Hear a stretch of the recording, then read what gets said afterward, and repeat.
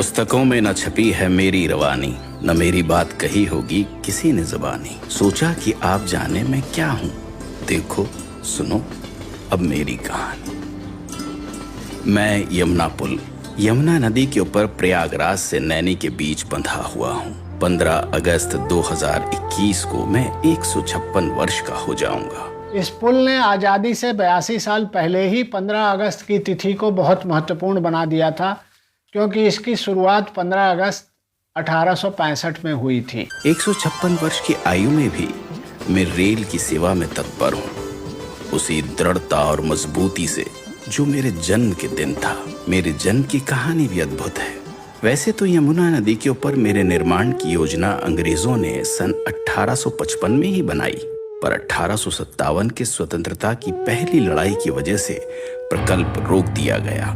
उसके पश्चात governor general Lord Canning ने मुझ पर काम रोक दिया। वे सुरक्षा हेतु रेल को किले से या उसके आसपास से ले जाना चाहते, ताकि किले की बंदूकें उनकी रक्षा कर सकें। पर 1859 तक तकनीकी कारणों से ये विचार छोड़ दिया गया और मेरा निर्माण शुरू कर दिया गया। मेरे निर्माण के समय की भी एक रोचक कहानी है। ये जब पुल बन रहा था तो बार बार ये गिर जाता रहा, तब इसके बाद जो है ये इंजीनियर जो है इसे जूता मॉडल बनाया पानी के बहाव के लिए, कि ये फिर बनने के बाद पानी सीधे जाने लगा। इस एक पिलर को बनाने में लगभग 20 महीने लग गए। आज भी ये अद्वितीय पिलर मुझे थामे हुए खड़ा है। मेरे निर्माण के कई वर्ष पश्चात रेल पटरियों के नीचे बैलगाड़ी और अन्य वाहन के लिए रोड भी बनाया गया, जो आज भी वाहनों के यातायात के लिए इस्तेमाल किया जाता है।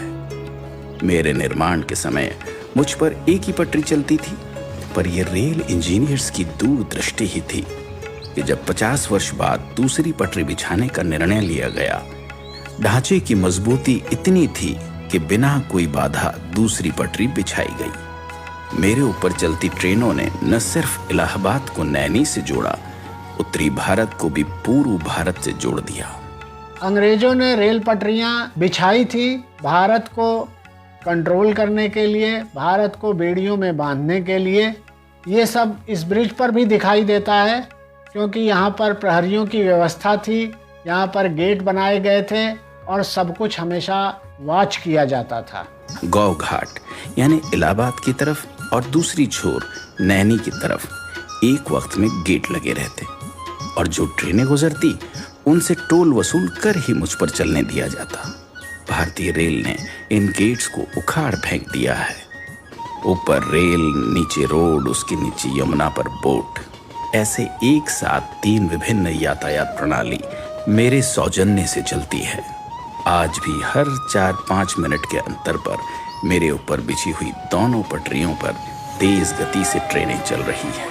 मुझ पर से गुजरने वाली मालगाड़ियां भारत की अर्थव्यवस्था को बहुत बड़ा योगदान देती हैं, और यात्री ले जाने वाली ट्रेनें इस देश की जनता, सभ्यता और संस्कृति को जोड़ती है।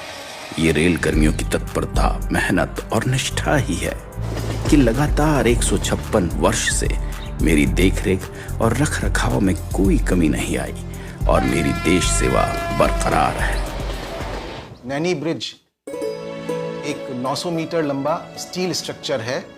इस नैनी ब्रिज का रखरखाव अंडर वाटर सर्वे और अल्ट्रासाउंड जैसी तकनीकों से किया जाता है। इसमें सेंसर्स लगे हैं जो जल स्तर को मॉनिटर करते हैं और बाढ़ जैसे खतरों से सचेत करते हैं। सन 2004 में नए यमुना रोड पुल का निर्माण हुआ और उस पर यातायात शुरू हो गया। हालांकि आज मुझ पर भारी वाहन नहीं चलते, छोटे वाहन और रेल से प्रयागराज और नैनी को मैंने ही सुचारू रूप से जोड़ा हुआ है। यह पुल भारत का तथा भारतीय रेल की विकास यात्रा का पिछले 155 सालों से मौन साक्षी है। अंत में जयशंकर प्रसाद जी की 2 पंक्तियां मुझे याद आती है कि इस पथ का उद्देश्य नहीं है श्रांत भवन में टिक जाना, किंतु पहुंचना उस सीमा तक जिसके आगे राह नहीं। इसके साथ ही मैं विदा लेता हूं, इस वचन के साथ कि देश की सेवा में मैं हमेशा हमेशा के लिए समर्पित हूं। जय हिंद।